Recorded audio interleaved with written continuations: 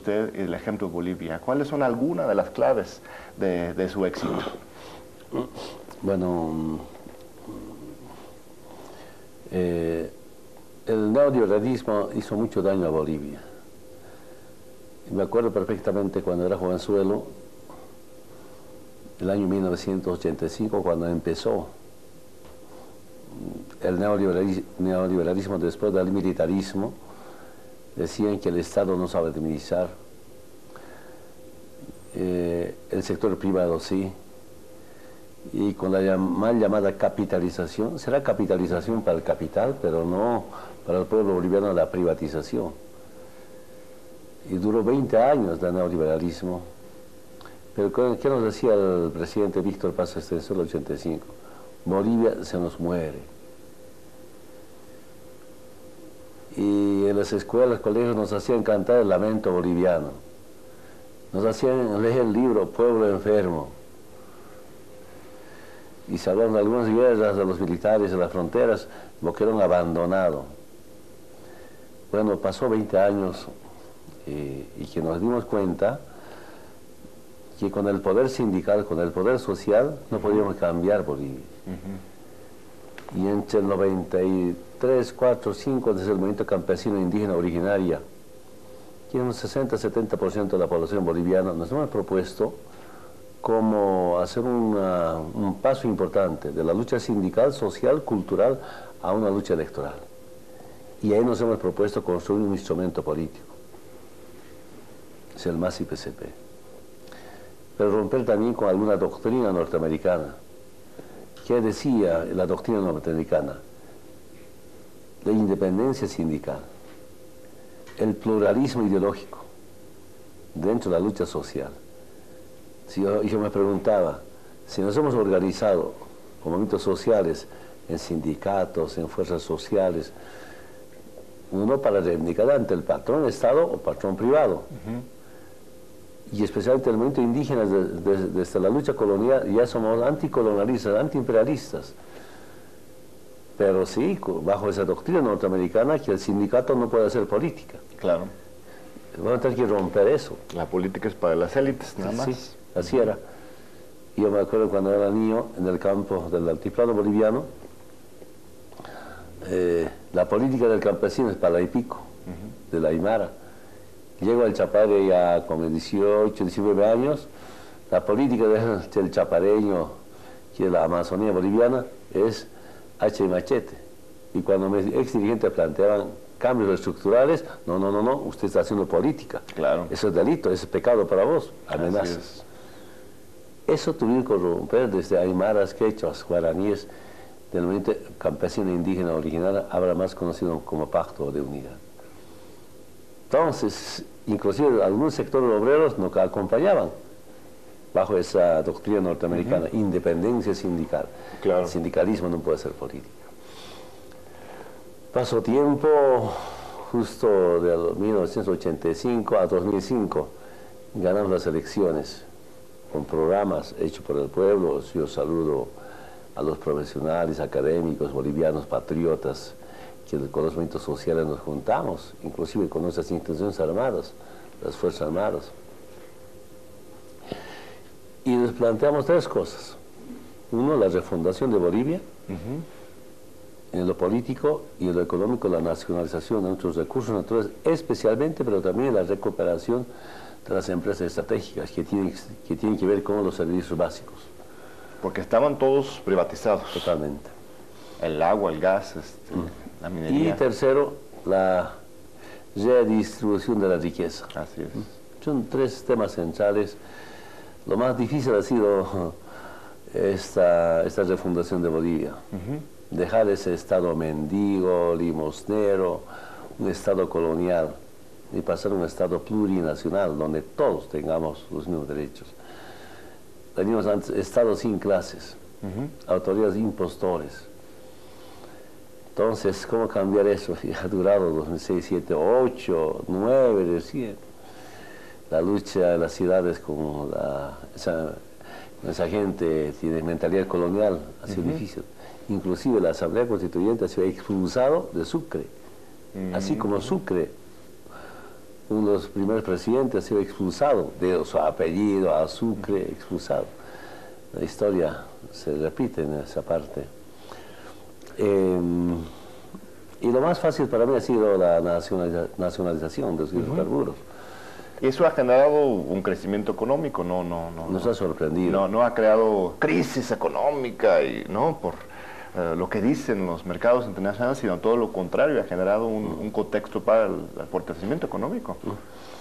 ¿Y qué pasó? Lo que pasó es que nacionalizamos al 1 de mayo como justo homenaje al trabajador, el Día del Trabajador.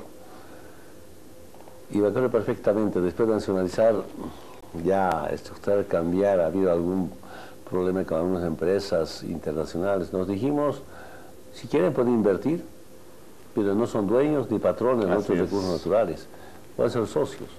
Lo más importante, antes, con la llamada capitalización, inventaron algunos términos en los contratos con las transnacionales. Decía textualmente, el titular, que era la transnacional, el titular adquiere el derecho de propiedad en boca de pozo. Claro. Cuando estaba en el suelo, los bolivianos, yo participé varias veces en las reuniones, las negociaciones con la COBE y gobierno. Siempre se planteaba nacionalización y la respuesta de los gobiernos era, no, el gas, el petróleo sigue siendo los bolivianos cuando está bajo tierra.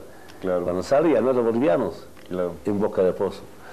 Además de los contratos inconstitucionales, lesivos al Estado. Y segundo tema, el Estado no tiene control, no se ve cuánto producía la transnacional, no hay presencia del Estado en los campos, megacampos, todos los campos. Y tercero, del 100%, 82% para la transnacional, 18% para los bolivianos. Claro. Un saqueo absoluto de los recursos naturales. Entonces, cambiamos. Dijimos ahora, si quieren invertir, si quieren recuperar su inversión, se queda, pero se quedan con 18%, no con 82%. En algunos campos están con 12%, 11%, 15% ahora. Entonces se invierte totalmente la fórmula, ¿no? Ahora ya todo para el Estado. Estado. El Estado controla además de eso. Y en septiembre, octubre, revisamos datos económicos con nuestro vicepresidente Álvaro García Linera. Nos ha sorprendido, sobraba plata, porque era normal para cualquier gobierno del pasado prestarse plata para pagar aguinaldos, para pagar sueldos. Claro. Y sobró plata, ¿qué hacemos ahora? No podíamos entender que sobraba plata. Y ahí viene, nos planteamos, bueno, con esa plata no va a estar así, no, creamos algunos bonos, creamos el bono Juancito Pinto, que es para evitar la deserción escolar. Inviertes socialmente ese dinero. Sí, es. Pero en resumen, en tiempos neoliberales, después de la privatización del gas, la renta petrolera eran como menos de 3.000 millones de dólares. Y en 12 años, 36.000 millones de dólares de renta petrolera. Y esa es la nacionalización. Ahora, nuestros opositores, ¿qué dicen? La derecha, ¿qué dice? No, es el piloto automático, es la balanza del gas. Mira, 5 años, incluido 2018, seguimos siendo primero en crecimiento económico en Sudamérica. Así es, no, en toda América Latina. Si hubiera sido la balanza del gas, el gas y el petróleo ha bajado, no hubiera crecido económicamente Bolivia. Pero nuestra estrategia también ha sido diversificar la producción. Pero no además, solamente depender del gas. Ese tema que menciona usted de la derecha es muy interesante, de los intereses económicos poderosos, porque también aquí en México, desde hace el mismo tiempo, los 12 años, Andrés Manuel López Obrador, no como presidente, sino como líder de la oposición, ha estado bajo un ataque feroz, ¿no? Y ahora que entra al gobierno, pues parece que va a ser aún más fuerte. Él le apuesta a la unidad nacional, no quiere pelear, quiere convencer a los oligarcas y a los poderes económicos a colaborar con el desarrollo. En ese sentido usted también ha logrado eso, ¿verdad? O sea, convencer por lo menos a algún sector de esos que serían de derecha a apoyar al gobierno y o por lo menos a asumir su responsabilidad. O estoy presentando mal las cosas. ¿Cómo ha logrado eso de la unidad nacional, incluso de clases, dentro de un enfoque de izquierda, claramente? Yo siento que es el Estado plurinacional, tanto hermanos del campo como también de ciudad tenemos los mismos derechos, del oriente, del occidente, profesionales, no profesionales. Ustedes deben recordar, por ejemplo, durante 2008, 7-8, empezaron a separarse Bolivia, confundieron la autonomía con independencia. Así es, ¿no? Tenías desde una lucha autonomista de derecha, ¿no? Supuestamente autonomista, pero era separatista. Así es. Gritaron independencia. Y ahí nuevamente yo debo hablar a los movimientos sociales, de los distintos sectores. Unidos se autoconvocaron grandes concentraciones por la unidad, la participación de nuestras Fuerzas Armadas para evitar cualquier división. Los mismos militares apoyaban a su presidente. Y le decía, gritaban, ¿no? La media luna. Ahora, ¿qué media luna? Esa media luna estaba definida en algunos departamentos amazónicos, Tarija, Santa Cruz, Beni y Pando. Y en las últimas elecciones ganamos Tarija, ganamos Santa Cruz, ganamos Beni, ganamos Pando. ¿Qué media luna? Ahora luna llena. Gracias. Al margen de los movimientos sociales, un programa económico o políticas económicas que permite dar nueva imagen a Bolivia. Y el pueblo es tan sano que evidentemente algunos militantes de la derecha se vienen porque está bien Bolivia, inclusive el sector empresarial. Me dice, Evo, estamos ganando mejor que con mi gobierno del pasado, dice. La izquierda conviene a todos. Ustedes hagan empresa, pero se hace empresa política, así como algunos empresarios políticos, les ha ido mal, les va a ir mal. Se hacen plata, hagan plata, hay movimiento económico. Así que hacían Gonzalo Sáenz Lozada, mi empresario minero, ser presidente para adueñarse de todos los minerales bajo concesiones. O van a ser presidente, ser terrateniente. O ser, algunos presidentes, privatizar y después sus ministros, ellos ser dueños de esas empresas como socios de las empresas internacionales. Claro. Para eso hacía política el empresario. O sea, aquí no, si ustedes quieren hacer política como empresario, estamos enfrentados. Y si quieren hacer empresa, hagan empresa. Necesitamos empresarios que ayuden a generar empleo, claro, ¿no? Hay un momento económico. Nosotros queremos empresarios bolivianos grandes, no pequeños, microempresarios, porque con las adjudicaciones, con las licitaciones públicas internacionales, miles de kilómetros de construcción de caminos hay que adjudicar, industrias hay que adjudicar, y no tenemos empresarios capaces que pueden adjudicarse y ellos ejecutar. Claro. Ese es el gran problema que tenemos en Bolivia. Ni el Estado tiene empresas. Sí, estamos empezando con algunas empresas estatales. Pero, por ejemplo, Petroquímica. Ni el Estado ni el privado boliviano. Tiene que venir de Samsung, claro, para instalar nuestra planta de urea. Tienen que venir algunas empresas de España para instalar la planta separador líquido. Tiene que de China, el cloruro de potasio, ya empezamos a industrializar el litio en Bolivia, que es del Estado al 100% con la plata de las reservas internacionales, no es ningún crédito internacional. Entonces ahí yo digo a los empresarios, pero ustedes adjudíquense, ustedes ejecuten estas obras. Claro. Pero ahí no tenemos. Ya nos estamos preparando, nos estamos organizando, que es cosa se organiza entonces. Es fascinante la mezcla que está construyendo usted de un Estado fuerte, social, socialista incluso, y también un libre mercado en su espacio, ¿no? Una separación entre el Estado y el sector privado. López Obrador, por ejemplo, ha planteado con su cuarta transformación aquí en México, repetir lo que se logró en el siglo XIX por Benito Juárez, ¿no? Benito Juárez separó la iglesia y el gobierno, el Estado.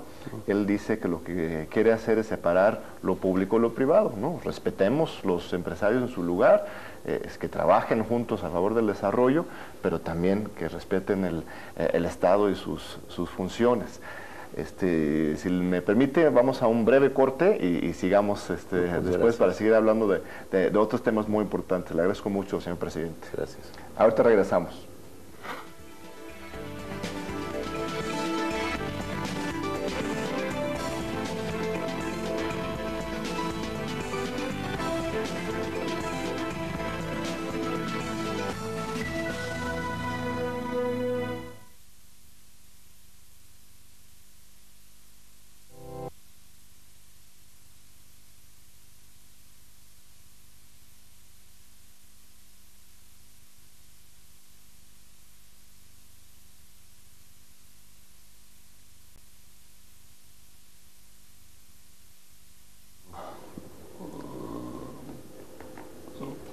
tengo mucho que opinar, pero quisiera que el nuevo gobierno vea más hacia el sur que hacia el norte.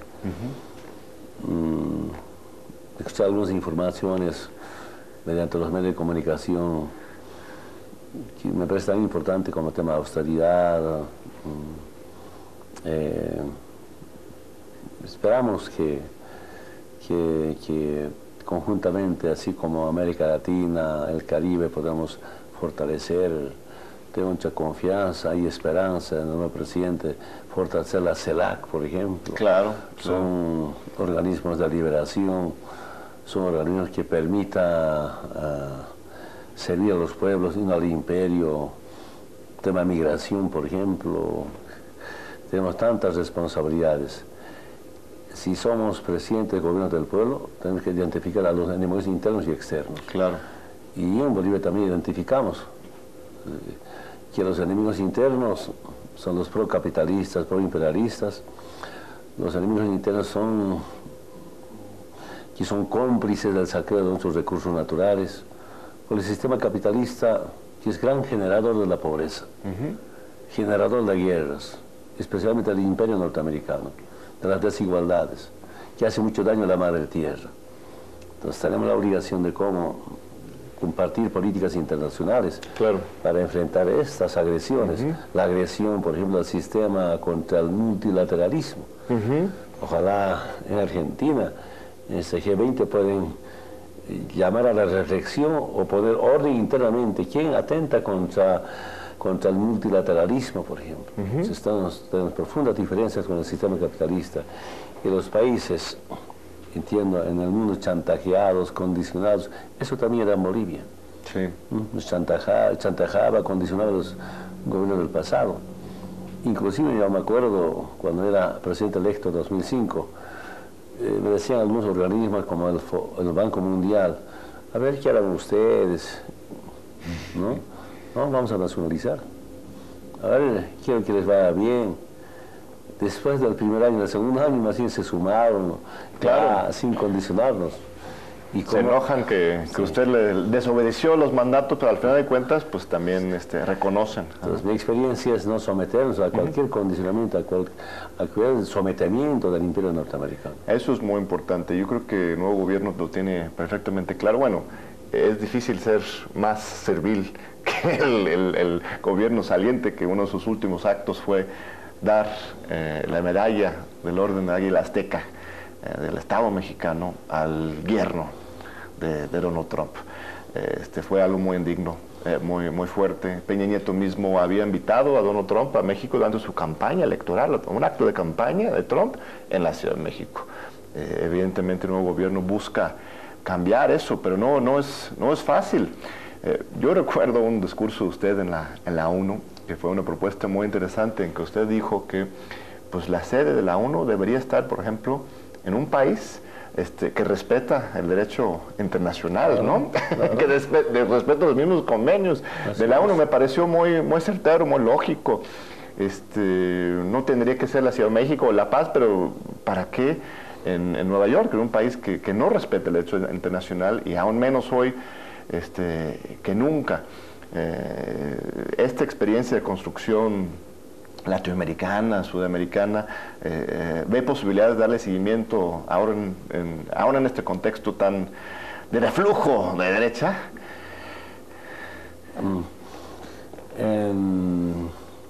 ¿Qué tanto hace falta en este momento Fidel, Hugo Chávez, Lula, Correa, Néstor? ¿Usted recuerda con una cumbre de las Américas, sí, Argentina? Claro. No sé si era 2004 o 2005. Ha sido la derrota de Estados Unidos, sus políticas económicas, como el consenso de Washington, el ALCA. ¿No? Nosotros decíamos, bueno, ALCA no es acuerdo de libre comercio, sino acuerdo de libre ganancia de las Américas. Claro, de libre saqueo. Hay que cambiar la C con la G, decía, sí. ALGA en vez de ALCA.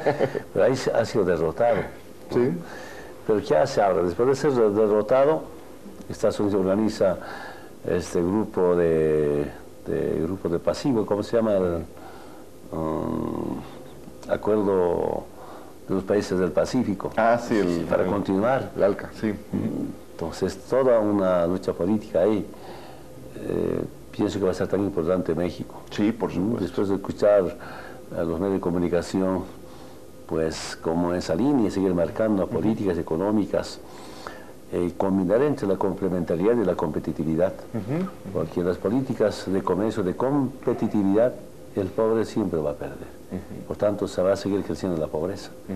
Es nuestra obligación como combinar las dos cosas. En temas de tecnología, pues, obligado a veces a acudir a Europa, a Asia, a Norteamérica, y los presidentes de los gobiernos de América Latina y el Caribe deberíamos empezar a liberarnos en la parte tecnológica, ciencia y tecnología. Claro. Esa enorme responsabilidad. Yo puedo garantizar en Bolivia, políticamente liberado, cultural, socialmente, económicamente, a nivel nacional, lo que nos falta es liberarnos a nivel de las familias, son con programas sociales, con programas económicos pequeños, pero lo más difícil es la liberación tecnológica. Claro. Y ahí deberíamos debatir en CELAC cómo orientar, para no seguir importando tecnología de fuera del continente. Habiendo tanto talento en América Latina, claro, por supuesto. Sí, yo creo que eso es un tema de vanguardia que México tendría que sumarse a eso. Así como luego. Brasil, así Argentina, así como México, algunos países. Nuestra obligación coordinar el trabajo para bien de toda América Latina. Muy bien. Miren, regresando a temas políticos, he estado leyendo y veo que se le critica mucho a usted por tantos años en el poder, pero de repente cuando uno viene a reflexionar sobre la historia, ve que alguien como Franklin Roosevelt en los Estados Unidos se eligió 4 veces, ¿no? Si no hubiera muerto en la silla presidencial, hubiera tenido un periodo de 16 años. También veo a Angela Merkel en Alemania, que fue electo el mismo año que usted, en 2005, empezó en 2006, y también tiene 12 años, acaba de ser reelecto para electa en un cuarto periodo el año pasado, en marzo de 2017, y va a tener hasta 18 años en el poder si es que termine ese mandato. Los grandes líderes que inician nuevas historias muchas veces pues necesitan muchos años para estar ahí. Yo lo veo muy lógico que una persona que haya transformado su sociedad tan profundamente sea tan necesario tantos años. Pero ¿cuál es su perspectiva sobre eso? Va para otra elección el año que entra, va a ser en octubre, ¿no? 2019. ¿Y cuál es su perspectiva política hacia el futuro? Bueno, en nuestra experiencia en Bolivia, ¿qué tan importante ha sido la continuidad? Le cuento, cuando yo estaba soldado en las Fuerzas Armadas, el año 1978. 78 conocí 3 presidentes, un solo año, ¿no?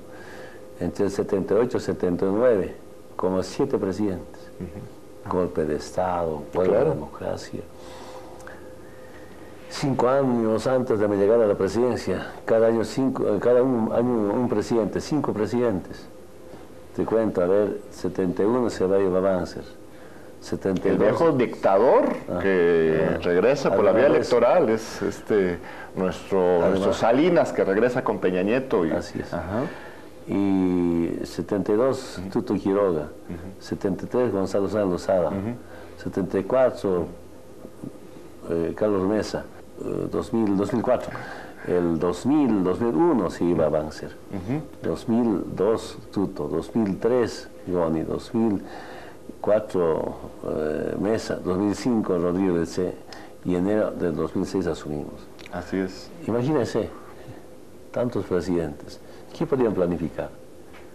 ¿Sabe? Para irse, se veía en los bancos, Banco Central sacando plata, paquetes. Llegaban a robar. Llegaban y entraban.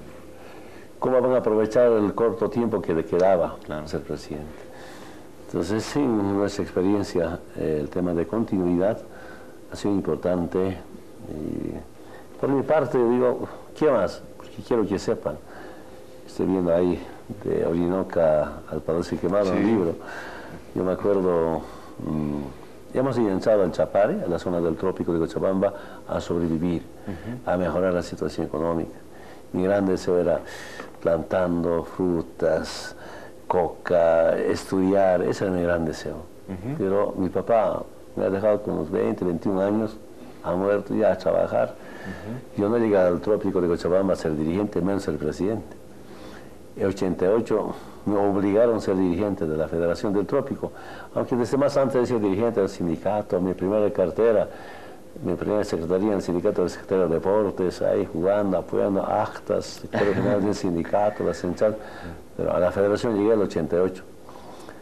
No quería, porque ya estaba mejorando mi economía, ya conocía motosierra, motor fuera de borda, ya una moto me compré, estaba mejorando, quería comprarme casita, pero cuando me han propuesto ser dirigente dije, voy a dejar mi trabajo. Acepté y viene esta situación. Así que, por mi parte, nunca he pensado en soñar ser presidente y cumplido, y con resultados además de eso. Yo dije, me voy de la presidencia, pero ahí están los movimientos sociales. Mira, por primera vez, la Central Obrera Boliviana, en su congreso ordinario, decide que hay 8 candidatos de Evo. A veces duele, también da emoción, honor ser candidato a la Central Obrera Boliviana. Ustedes saben, los trabajadores se organizan por las reivindicaciones. Ya me han atendido las demandas. ¿Qué hicimos? No descuidar la inversión, pero tampoco descuidar el aspecto laboral. Claro. Aunque algunos sectores siempre tienen muchas reivindicaciones, hasta indeseables para otros sectores. Cuando yo hablo, de dirigente a dirigente, hablemos a ver. Si va a ser el incremento de esto, aquí, ¿dónde va a ir nuestra situación económica? Pero también ellos saben que estamos mejor que antes. Claro. Cuando llegamos al gobierno, eran 440 bolivianos la salario mínimo nacional. Ahora es 2.060. Es más de $300 el salario mínimo nacional. Antes como $50, un poquito $60. ¿Al salario mínimo nacional. Uh-huh. Entonces, explico esto, sí, se quedan. Y por eso, y muchas razones me proponen. Estamos en la batalla, pero estoy convencido que nos va a ir bien, estamos bien con el pueblo. Y vemos ahí la derecha, los neoliberales, más están en la repartija de escaños, no se ponen de acuerdo, se dividen, no se van ahí. Aquí no se trata de escaños, no se trata de cargos, sino se trata de un proyecto político de liberación. Muy bien, vamos a hacer un segundo corte. Si se queda con nosotros, señor presidente, le esperamos unos segunditos para la última sección aquí de nuestra entrevista muy importante con el presidente Evo Morales. Aquí seguimos en Diálogos por la Democracia, en TV UNAM, con el presidente del Estado Plurinacional de Bolivia. Un enorme gusto, honor tenerlo aquí de veras en México. Hay un tema que no hemos tocado que pues, es esencial, que es el de los pueblos indígenas, su participación en la política, su visión del desarrollo, del bienestar, que usted sabe, México también es un país indígena, aunque los indígenas han sido reprimidos, excluidos, explotados durante siglos. Tenemos una muy importante pueblo indígena y México en general es un país mestizo, con fuertes raíces. ¿Qué es lo que ustedes han logrado en la materia en Bolivia y qué lecciones podemos sacar desde México de lo que ustedes han hecho? Al margen de tanta resistencia, rebelión, sublevación durante la colonia, ha continuado en Bolivia y en muchos países de América Latina la rebelión contra la República. Se sabe muy bien que después de la fundación de las repúblicas hace 200 años atrás, pues solo replicaron las normas europeas. Yo tengo un recuerdo ya del presidente, una vez los abogados llamados licenciados en ciencias políticas me invitan a una pequeña fiesta. Y mis doctores se afarrearon. Un poco perdido el sentido, uno dice, yo soy el mejor docente del derecho romano. Otro del anglosajado, que te dice, levate, que tiene. Yo le escucho. ¿dónde está el derecho originario, milenario? Claro. Esa es la mentalidad colonial. Y yo siento que ha sido tan importante la campaña por 500 años de resistencia indígena popular. En el 91 me invitaron a Quetzaltenango, Guatemala, conocí a la Rigoberta Menchú, planificamos una campaña, 500 años de resistencia, y no solo eso, sino decidimos en esta campaña algunos temas importantes, por ejemplo, el decenio de los pueblos indígenas, el fondo indígena. En Bolivia hay fondo indígena. Rigoberta Menchú, premio Nobel de la Paz. Pero lo más importante en lo político que dijimos, la resistencia a la toma del poder. Movimiento indígena como dueños absolutos de esta noble tierra, originarios, milenarios. Los mestizos también son originarios, pero contemporáneos. Así es. Entonces, decidimos a la toma del poder. Yo a él debo reconocer, la hermana Rigoberta Menchú era mi maestra. Reflexiones, su vivencia del movimiento indígena, Guatemala. De pasar la historia, la resistencia durante la colonia. Entonces me ha ido bastante a reflexionar. Yo me agarré de ese término, ¿no?, de la resistencia a la toma del poder. Nosotros mismos nos gobernemos. Que no solo se trata de un indígena que está en presidente, claro, sino las formas de vivencia en colectividad, en comunidad, en armonía con la madre tierra, la propiedad comunal. Esa es la vivencia. Donde yo he nacido, mi estructura social es el ayllu. En el ayllu no hay propiedad privada en tema tierra. Todos vivimos ahí. Entonces, desde ahí nos preguntamos, ante la invasión europea, ¿cómo entonces eran nuestros territorios? Un gran debate. Y para mí, en mi experiencia, ¿qué tan importante es la unidad? Unidad por nuestra identidad, unidad por nuestra dignidad, unidad también por la igualdad. Esa es lucha central. Y ahora, antes luchábamos, pero ahora en tema de gestiones. Porque hace un momento usted mencionaba, en la extrema pobreza, de 36% al 16%. En la extrema moderada, de más del 60% a 30%. Así es. Y en nuestra gestión, mínimamente, más de 2 millones de bolivianos pasaron a la clase media. Bolivia tiene como 10 millones de habitantes. Mira, cuando llegamos, PIB per cápita era $900.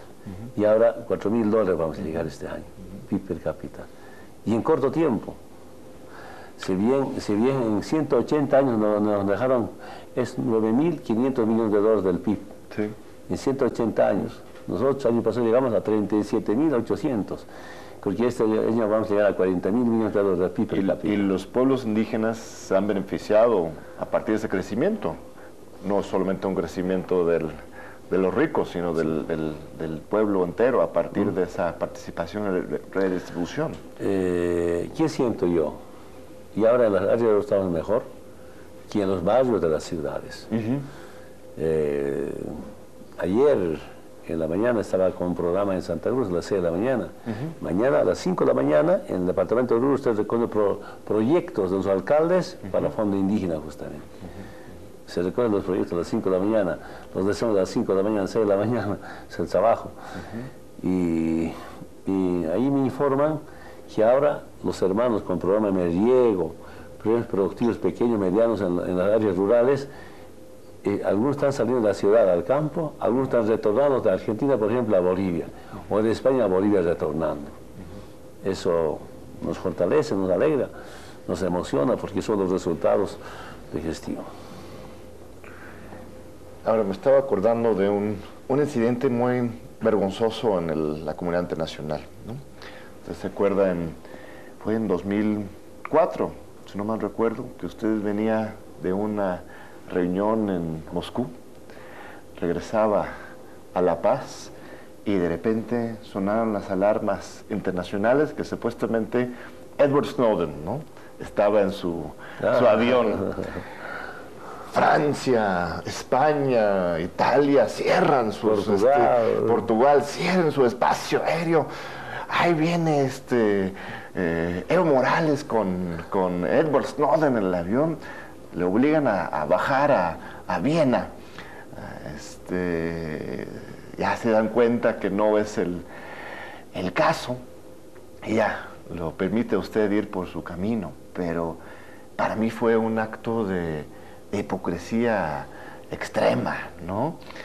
De estos países que supuestamente defienden la colectividad, ¿no? La hermandad entre el pueblo, el respeto entre las naciones, que de repente le hicieran esa agresión, esa humillación internacional, de lo cual usted salió muy bien, contó con el apoyo de toda América Latina, menos México en ese momento, porque México ha sido gobernado por el neoliberalismo de hace 30 años. Me acuerdo la vergüenza que yo sentía como mexicano, del que el gobierno mexicano no se expresara a favor de usted.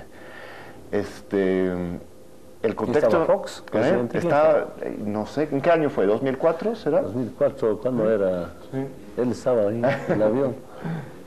2009, entonces era Calderón, era Felipe Calderón, ¿no? Que estaba dedicado a darle premios también a Trump, como hace poco con Peña Nieto.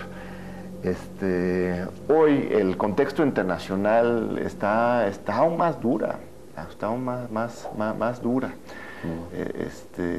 Pero usted, me parece, representa pues un éxito muy importante y un liderazgo internacional muy central. ¿Qué nos propone? Ya hemos hablado un poco de esto, pero ¿qué puede hacer México por Bolivia, por América Latina y por la justicia internacional? Bueno, nosotros soportamos muchas agresiones al imperio.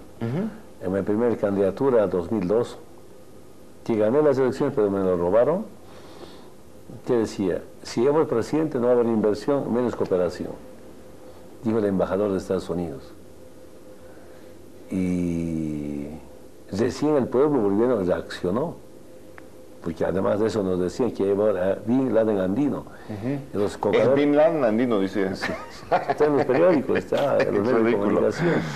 Mis compañeros del trópico, conocidos como cocaleros, no cocaineros, ¿no? Son los talibanes. Claro. Entonces, de ese hecho, del 2002, 2005 igualmente, llegamos a 2009. Yo eso es lo que pienso. Si era Brasil, o era México, o era Argentina, quien traía a ese norteamericano, no hubiera hecho nada, por más que hubieran traído. Claro. Pero nosotros, ¿qué tenemos que ver con ese tipo? No. Además de eso, decir que estaba llevando a Evo, imagínense, entonces, ¿dónde está la inteligencia norteamericana? Claro. Entonces, no tiene inteligencia norteamericana. Con semejante inteligencia, por les falta inteligencia a la inteligencia norteamericana para acusarlos. Era una política de amedrentamiento, intimidación, hasta yo diría como atentado. Claro. ¿Qué pasa? Porque la única forma primero era volver hasta Rusia, y creo que no nos alcanzaba combustible, y por ahí se cae el avión. Claro. Y ahí buscado telefónicamente que Viena, Austria es un país neutral, y me acuerdo que inclusive por razón de emergencia, razón técnica, vamos a aterrizar sin informarle que estamos vetados para aterrizar en algún aeropuerto europeo, así como en España, Portugal, Italia. Así es el aterrizaje en Viena, Austria. Bueno, pasó eso. Siempre habrá estas agresiones, estos amedrentamientos de que vienen del imperio norteamericano, cuando nuestras políticas del pueblo y no del imperio. Ellos nos quieren someter y que todas las políticas sean de saqueo económico. Esa es nuestra profunda diferencia. No solamente como Evo, como gobierno, sino como pueblo queremos tener buenas relaciones con México. Respetamos su desarrollo industrial. Es uno de los países que lidera América Latina. Y qué lindo sería coincidir en las políticas sociales, políticas económicas. Qué bueno sería algunos países que somos del pueblo crear una instancia al margen, no, al interior del CELAC, un equipo económico, claro, para conjuntamente cooperarnos, porque cada país tiene su propia particularidad, ¿no? Pero podemos coincidir respetándonos, pero cuidar la parte económica, porque al margen de los problemas internos de América Latina o en América, pues también tenemos la gran oportunidad de ser como un continente modelo a la cabeza de América Latina y el Caribe. Ese quisiera debatir, no solamente en la CELAC, sino Mercosur, UNASUR, en otros espacios que América Latina. América Latina tiene tantos recursos naturales. Entonces quisiera que estas políticas de liberación económica nos acompañemos juntos.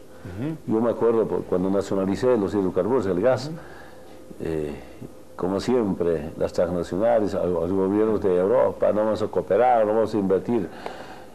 Kirchner me llama por teléfono, Evo, escúchame, si no quieren invertir, yo voy a invertir en Bolivia, basta.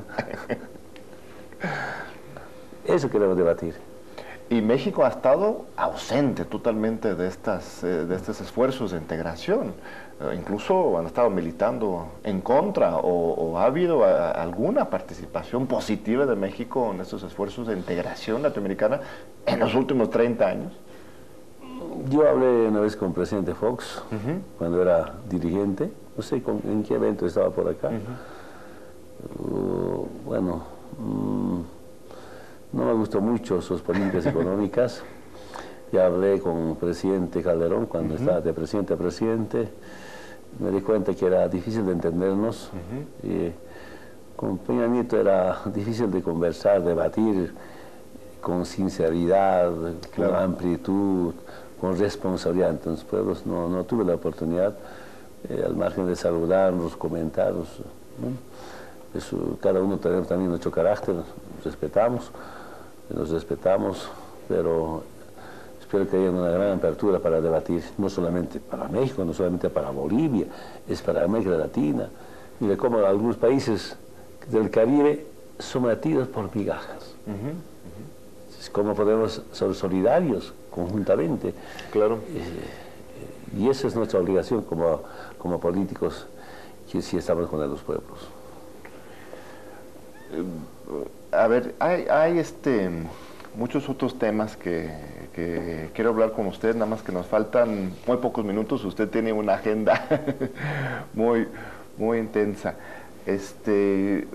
Platíqueme más sobre esa visión indígena en el poder, porque aquí en México también hemos tenido ese debate, esa discusión. Usted mencionó que algunos sectores de los pueblos indígenas han dicho que no hay que tomar el poder, ¿no?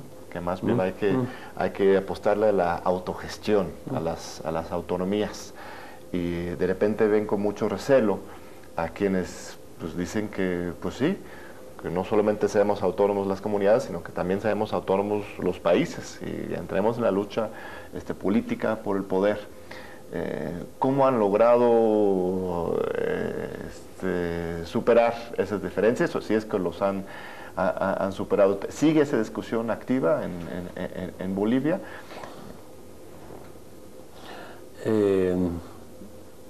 Esa doctrina norteamericana dentro de los movimientos sociales se ha derrotado. Estoy muy contento, porque ahora todos, ¿no? El poder, sencillo para darnos cuenta, con el poder sindical, con el poder social, no podíamos nacionalizar. Claro. Era importante el poder político. Y ahí, con este resultado, enterramos esa doctrina norteamericana que... O sea, la doctrina norteamericana para ustedes es esa de la despolitización de los movimientos sociales. O sea, que sean políticos nada más locales. Que es que el sindicato no puede ser política. Y los pueblos indígenas tampoco. Peor todavía. Cada quien en su sector. Claro. ¿No? Que no hay que competir. Y no cuestionar las políticas estructurales del capitalismo. Eso. Eso ganamos. Igualito de las Fuerzas Armadas. Las Fuerzas Armadas, ¿qué decía? El enemigo interno de las Fuerzas Armadas es el movimiento indígena y los movimientos sociales. Eso enseñaron. Eso también superaron. A mí me sorprendió, por ejemplo, en un aniversario del ejército, el comandante, sin ninguna influencia, nunca insinuado, aunque yo soy capitán general de las Fuerzas Armadas del Estado Plurinacional, dijo, las Fuerzas Armadas antiimperialistas, anticolonialistas. me gustó mucho. Entonces ahí esa corriente fuerte dentro de las Fuerzas Armadas. Claro. Eso nos ayuda bastante para fortalecernos. Ahora, si tenemos algunos pequeños problemas, con algunos resentidos, mi experiencia, algunos compañeros dicen que yo no he tenido cargo, no he tenido pega. Pero digo, este movimiento político es para liberar Bolivia, no es solamente para pegas. Quienes tenemos principios, valores, quienes pensamos en la liberación, no estamos detrás de pega. Tenemos algunos pequeños problemas, pero hemos superado bastante. Y ahí nuevamente quiero decirles, unir cuesta, eso es lo más difícil. Antes había indianistas, cataristas, socialistas, comunistas, bueno, hay tantos pequeños partidos de izquierda, llamados taxipartidos. Taxipartidos. Así como lo denominaban, pero... porque sirven para transportar a los políticos de cargo a cargo. ¿Y cómo rompemos esos taxipartidos? Primero, la unidad del movimiento indígena original. Ajá. Y segundo, con otros sectores. Ahora, estamos en contacto, también están con nosotros quienes vienen del Partido Comunista, del Partido Socialista, pero aquí hay un tema muy importante que aprendí. Hay tantos partidos socialistas, comunistas, en todos los países. Pero si ese partido socialista, comunista, no es antiimperialista, no es un partido de izquierda, por tanto no es un partido del pueblo. A esa conclusión llego. Muy bien. Estamos en un proceso también de desarrollismo en todo el mundo. Andrés Manuel, que plantea desarrollar el sur de México, ya está recibiendo críticas muy fuertes de algunos grupos ambientales, ¿no?, en contra de esto del extractivismo, desarrollismo. Usted también ha tenido este tipo de debates, discusiones del medio ambiente. ¿Qué está haciendo usted para equilibrar el desarrollo con la sustentabilidad, con el medio ambiente? Otra vez enfrentar con el pueblo. Yo les comento una muy sencillo, puntual. Algunas ONGs, algunas fundaciones, a nombre del medio ambiente sacan plata a las transnacionales, ¿no? Claro. Y ellos tienen sus lindas casas en las ciudades, no les falta luz, no les falta agua. Y va al campo, no quiere que se haga plantas hidroeléctricas, no quiere que se hagan caminos, no quiere que haya ni siquiera agua potable. Claro, ellos viven bien. Y hay una rebelión del movimiento indígena, campesino en especial. ¿Por qué no? Nosotros también tenemos derecho a tener energía. Y a veces, cuidando el medio ambiente, obligado a hacer plantas hidroeléctricas. Aunque ya hemos empezado con la eólica, con la solar, vamos a hacer con la geotérmica, ¿no? Y no tanto con las termoeléctricas. Ya hemos avanzado, hemos dado pasos importantes. Hay que cuidar. Pero decir, ¿no? Claro. No vamos a ejecutar una planta hidroeléctrica para que no tenga el movimiento indígena campesino de luz. No pues, ¿no? O no hacer caminos, o finalmente seguir importando tecnología y poniendo también nuestra tecnología. Es nuestra obligación, ¿no?, como liberal. Yo siento, a ver, si algunas ONGs y fundaciones no quieren que hagamos nuestras industrias, ¿no? Como ellos dependen de Europa o de Norteamérica, claro, entonces nos están diciendo que sigamos importando de Europa, de Norteamérica, pudiendo nosotros tener acá. Claro. Claro. Es parte de la política imperialista. Muy interesante, hay que verlo de manera muy integral, los intereses que están atrás de todos estos debates, discusiones, porque es muy fuerte, sí, porque de repente se utiliza un discurso de ultraizquierda, pero a veces se trabajan en otros intereses. Aunque también hay que dar debate, discusión, la participación y comprometernos con el medio ambiente, como usted dice. Se nos acaba el tiempo, tenemos un minutito para que nos comparta, señor presidente, un mensaje al pueblo mexicano en esta visita tan importante que usted hace a nuestro país, con motivo de la toma de protesta del nuevo presidente Andrés Manuel López Obrador. No, muchas gracias nuevamente por esta entrevista, gracias por la invitación, esperamos cómo retomar nuestras grandes luchas por nuestros pueblos, no solamente con el gobierno, sino con los pueblos organizados. Claro. Antes yo participé bastante en las cumbres del movimiento indígena acá, invitado, convocado por la Riberta Menchú. Estaba en varios departamentos de estados participando.